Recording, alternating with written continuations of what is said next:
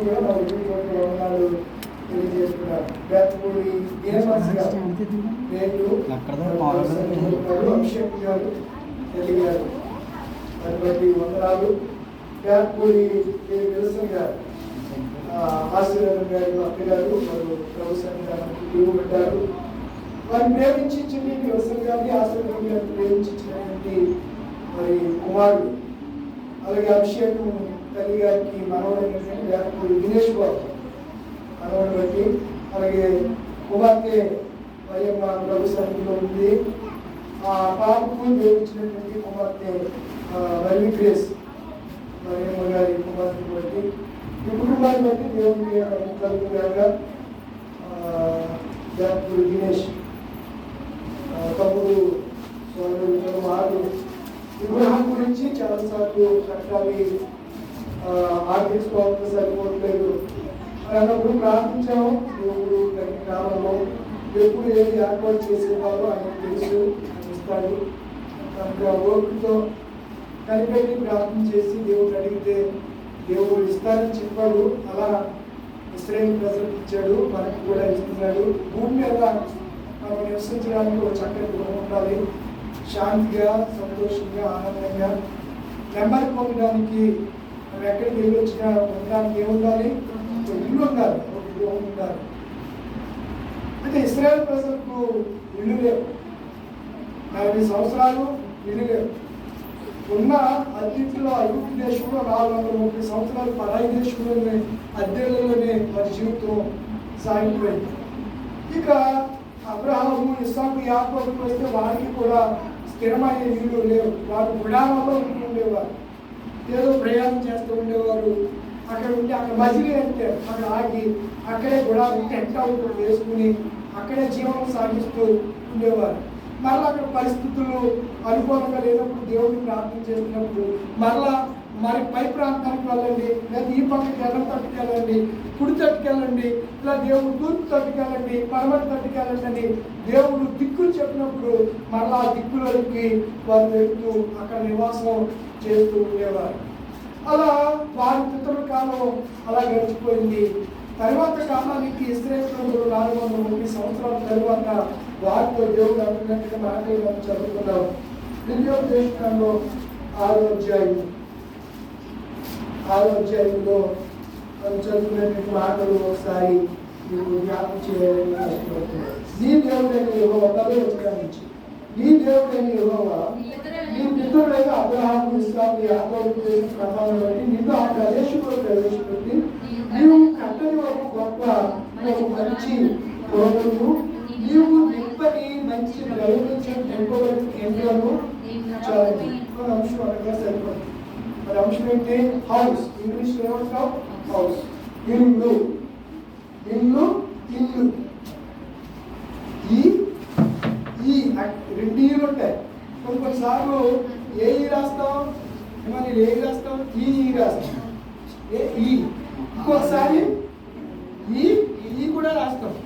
ఇల్లు, ఇల్లు. ఇంకా పిల్లలు చెప్పు మనకి ఎల్కేజీ చెప్తారు, ఈ అంటే ఇల్లు, ఈగా అని చెప్తుంటారు కదా. ఏ ఇంటిని గురించి దేవుడు ఇశ్రాయేలుతో మాట్లాడుతున్నాడు అంటే, నేను మిమ్మల్ని ఆశీర్వదిస్తాను, కనాన్ దేశానికి మీరు వెళ్ళబోతున్నారు. అక్కడ ఆల్రెడీ కట్టేసిన ఇళ్ళు ఉన్నాయి, ఆ ఇళ్లలో ఎవరో ఉంటున్నారు. అయితే అది వారి స్వాస్యం కాదు, మీకు స్వాస్యంగా దాన్ని ఇచ్చారు. కాబట్టి వాళ్ళని వెళ్ళగొట్టేస్తారు, మీరు ఆ ఇళ్లలోనే మీరు ఉంటారు. అంటే కట్టేసి మీరు కట్టని ఇళ్లలోనికి మీరు వెళ్తారని చెప్పాడు. చెప్పాడా లేదా?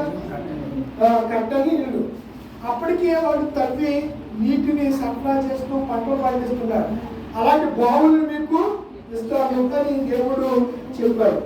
చెప్పి అన్ని వాళ్ళకి ఇచ్చిన తర్వాత దేవుడు అంటున్నాడు వాళ్ళతో, చూడండి ఏం చెప్తున్నాడు. ద్వితీయోపదేశకాండం 8వ అధ్యాయము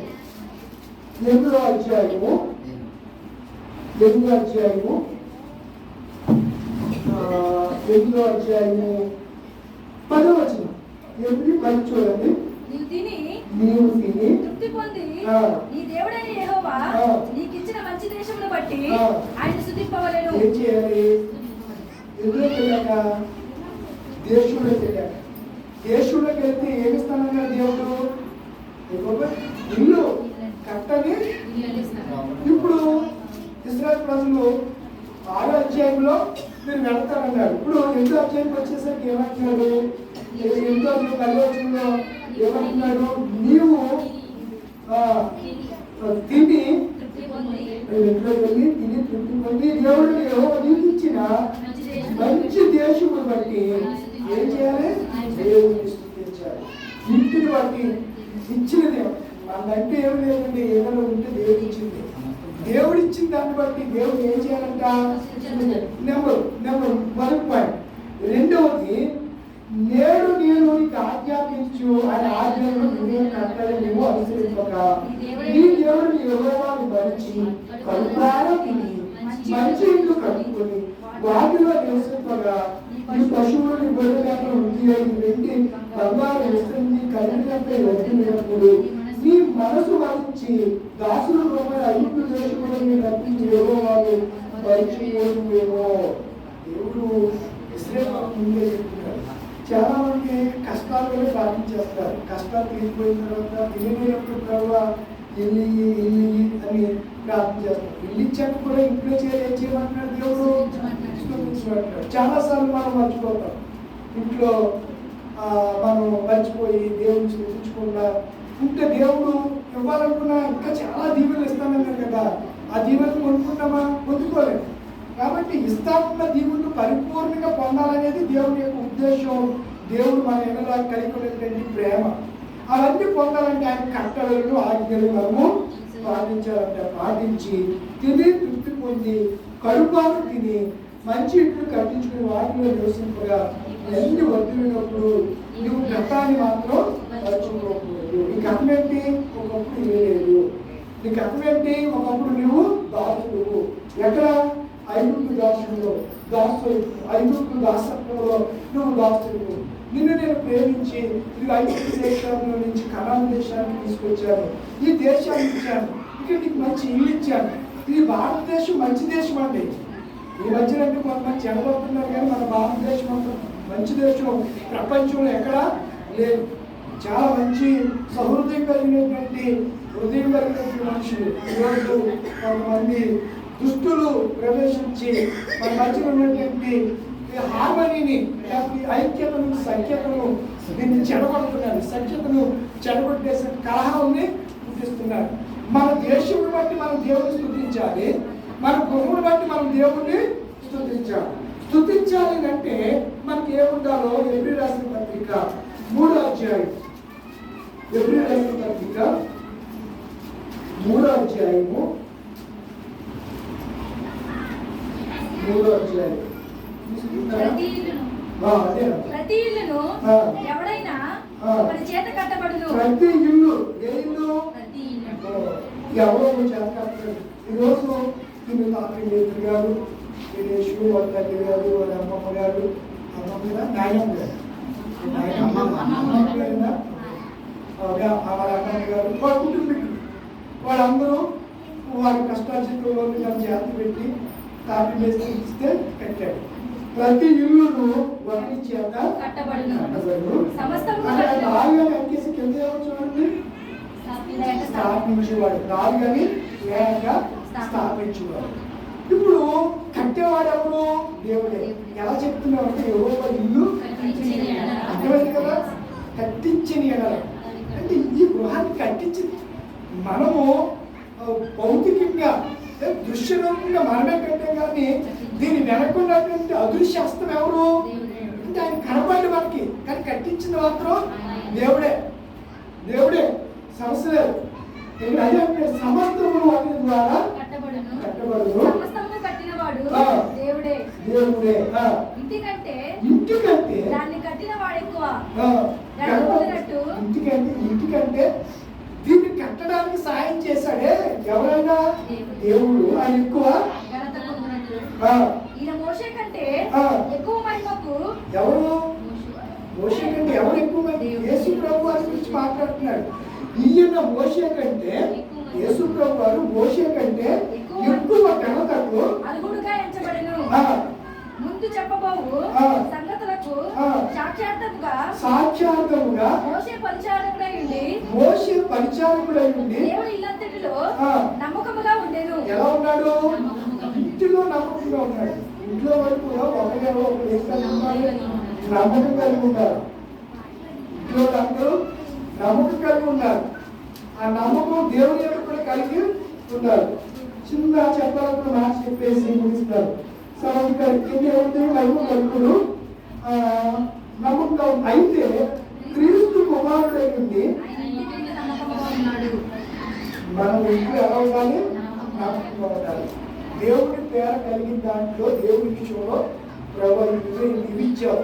మీరు తప్ప నాకు ఎవరు నమ్మకంతో విశ్వాసంతో ఉండాలని చెప్పి ఇంట్లో ఉండేవారికి ఏముండాలంట? నమ్మకం ఉండాలి, ధైర్యం ఉండాలి. ఏముండాలండి? మూడోది నిరీక్షణ ఉండాలి, ఉత్సాహం ఉండాలి. తుదమట్టుకు స్థిరమైన చేపట్టి కదా ఇదే ఆయన ఇల్లు. ఏది? ఇదే ఆయన ఇల్లు. ఈ ఇల్లు మనం ఉండడానికి కట్టుకున్నాం. ఈ ఇల్లు ఆయన ఉండడానికి కట్టుకున్నాడు. అటువంటి మీ దేహములు దేవుని ఆలయాలని, దేవుని ఆత్మ మీరు నివసిస్తున్నది మీరు ఎరుగురంటే మనలో ఉండడానికి దేవుడిని మనల్ని ఏర్పాటు చేసుకుంటే మనం ఉండటానికి మనకి దేవుడు ఏమి ఇచ్చాడు? ఇల్లు ఇచ్చాడు. ఆయన ఉండటానికి మనము ఆయన ఇల్లు అయితే మనం ఉండటానికి మనము కట్టుకున్న ఇంటిలో కొంతకాలం ఉంటాం. 60-70 సంవత్సరాలు దేవుడు చూపించినట్టు దీర్ఘాయు ప్రకారం ఈ ఇంటిలో మనం ఉంటాం. తర్వాత ఇంటిని మనము విడిచిపెట్టేస్తాం. అదే రీతిగా ఇశ్రాయేలు ప్రజలు ఐగుప్తు నుంచి కనానుకు వచ్చిన తర్వాత వారు కాకుండా నిర్మించి మంచి ఇల్లిస్తాం కదా, మీరు ఆ తర్వాత ఆ భోగాన్ని బట్టి ఆ భాగ్యాన్ని బట్టి మీరు నన్ను మర్చిపోతారేమో, మర్చిపోకుండా స్పృశిస్తూ జాగ్రత్తగా ఉండేటన్నారు. బాగా చెప్పి అందులోనే అది ఎండింగ్ పాయింట్ చూడండి. ఎండింగ్ ధ్యానం చేయడం ఇష్టపడుతున్నారు. మీ దేవుడిని యెహోవాను మంచిది మేము మాట్లాడాలి కదా. తర్వాత 17వ వచనానికి వచ్చేది. అయితే మీరు చాలా మంది ఈరోజు పాఠం కూడా అదే, మా సామర్థ్యం, మా డబ్బులు కాబట్టి కట్టుకున్నాం అంటారు కొంతమంది. అంటారా? అదే ఉంటుంది ఇక్కడ. మీరు మా సామర్థ్యము, ప్రజలారా, ఇశ్రాయేలులారా, మా సామర్థ్యము, మా బాగు అంటే మేము కష్టపడ్డాం. దేవుడు తన ప్రియులు నిద్రించుకుంటున్నా కష్టం చేయడం మనకి ఎక్కువ అవ్వదు. దేవుడు ఇవ్వాలండి. దేవుడు చెయ్యి చాలా పెద్దది.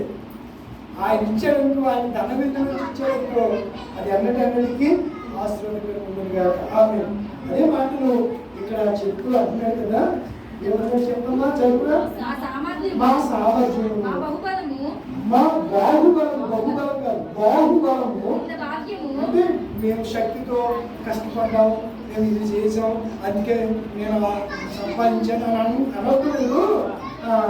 ఇంత భాగ్యం మీకు కళ్ళు చేసిన అనుకుంటున్నామో కాగా జ్ఞాపకం చేసుకుని కాలేనగా మన పితరులతో దేవుడు ప్రమాణం చేశాడు. ఒకప్పుడు మనం ఎలా ఉంటుందో దేవుడు మన ఎదురు నడిపించి మన పితరులతో అన్నాడు, మీరు భాగ్యము సంపాదించుకుంటే ఈ సామర్థ్యము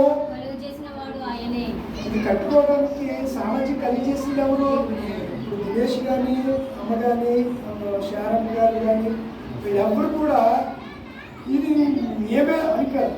నువ్వు కష్టపడ్డానికి దేవుడికి ఆరోగ్యం ఇచ్చాడు, దాని ద్వారా నువ్వు సంపాదించుకొని ఈ భాగ్యం కలిగజేసాను అని నువ్వు అనుకోవాలి తప్ప అంటూ చెప్పి మాట్లాడుతూ నీకు సామర్థ్యం కలిగజేసిన వాడు ఆయనే, సామర్థ్యం కలిగజేసిన వాడు ఆయనే. ఇల్లు కట్టుకోవడానికి ఎవరో ఇల్లు కట్టించింది కదా, ఇంటిని దేవుడు ఇచ్చాడు. శుభ సాంస్కృతితో, సంతోషాలతో, ఆనందాలతో, అష్ట ఐశ్వర్యాలు అంటారు కదా. అష్ట అంటే దేవుడి అష్టం అంటే 8 ఐశ్వర్యం. అష్ట ఏ కాదా? అది సంస్కృతం కాదు. అష్ట అంటే నవ అంటే నవగ్రహాలు, నవగ్రహాలు కదా. కొంతమంది ఏం చదవలేదు, నవరాత్రులు పెడితే దేవుడు వచ్చేది ఎవరు రావాలి? దేవుడు రావాలి. ముఖ్యమైన ఇందాక ఆడవు అదే యేసు మా ఇంటిలో నువ్వు మా గృహంలోకి నువ్వు కానీ వాళ్ళు ఆహ్వానించారు కదా. వాళ్ళతో పాటు మనం కూడా మన అందరి గృహాల్లో ఎవరున్నారంటే యేసు ఉండాలి. ఇంకా ఈ భాగ్యం సామర్థ్యం కనిపిస్తున్న వాడు దేవుడే. శారద గారికి ఆశీర్వాదం గారు ఆశీర్వాదం గారు